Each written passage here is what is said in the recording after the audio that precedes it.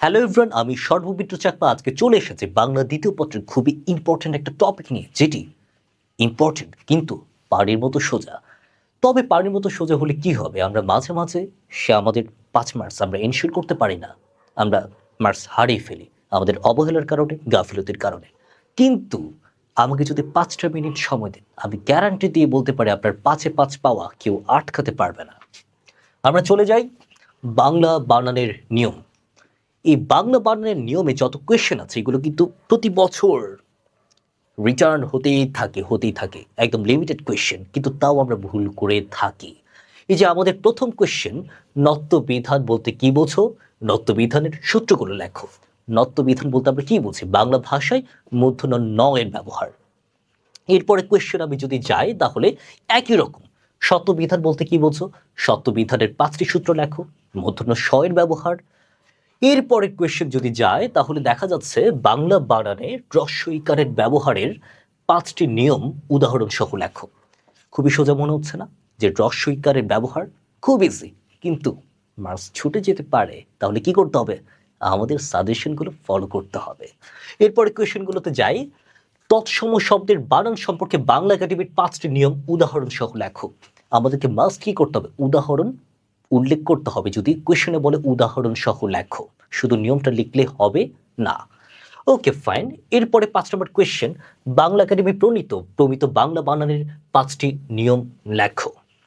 এরপরে question, Bangla academy প্রণীত বাংলা আধুনিক নিয়ম অনুসারে অতৎসম শব্দের যে কোনো 5টি বানান সূত্র উদাহরণ সহ লেখো।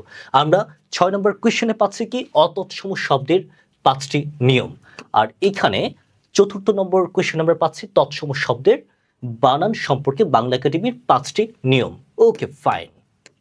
এরপর আমাদের সপ্তম এবং শেষ কোয়েশ্চেন, বাংলা একাডেমি প্রমিত বাংলা বানানের নিয়ম অনুসারে রস্বই, রস্যু, ক্ষীয় এবং তালব্যস্য এবং রেফ এর ব্যবহারের একটি করে আচ্ছা, এটা আবার শেষ কোয়েশ্চেন না। এরপরে আমরা চলে যাব আমাদের সপ্তম এবং শেষ কোয়েশ্চেন।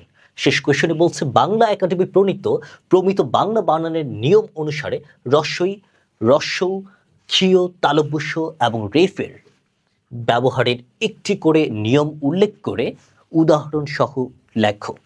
এই 7টা কোয়েশ্চেন যদি আমাদের সাজেশন ফলো করে যদি আপনি সুন্দর মতো করে উত্তরগুলো পড়েন, তাহলে আপনার 5 মার্কস পাওয়া কেউ আটকাতে পারবে না। তাহলে এই সাজেশন পেতে কি করতে হবে? আমাদের এই সাজেশন উত্তর সহ পিডিএফ পেতে আমাদের এই ভিডিওটি এখনই শেয়ার করে দিতে হবে। একই সাথে কি করতে হবে? একই সাথে আপনার কোনো এইচএসসি পরীক্ষার্থী কোনো ফ্রেন্ডকে এখনই শেয়ার করতে হবে আমাদের এই ভিডিওটি। একই সাথে আমাদের এই ভিডিওটি আপনার কোনো এক এইচএসসি পরীক্ষার্থী বন্ধু, যে আপনার একদম খুব ক্লোজ হতে পারে বা কোনোদিন কথা বলেননি এরকমও হতে পারে, তাকে সাজেস্ট করে, তাকে শেয়ার করে সেটির স্ক্রিনশট আমাদের ইনবক্সে পাঠাতে হবে। গুপ্ত থাকা যাবে না, মানে আমাদেরগুলো শেয়ার করেন, সমস্যা কি? আপনি যদি পড়ালেখা করতে চান তাহলে দেখিয়ে পড়ালেখা করেন, লুকিয়ে লুকিয়ে পড়াশোনা করার তো দরকার নেই। তাই এখন কি করবেন? এখন আপনার ফ্রেন্ডের সাথে শেয়ার করবেন আমাদের এই ক্লাসটি এবং পেয়ে যান আমাদের উত্তর সহ সাজেশনের পিডিএফ। টাটা।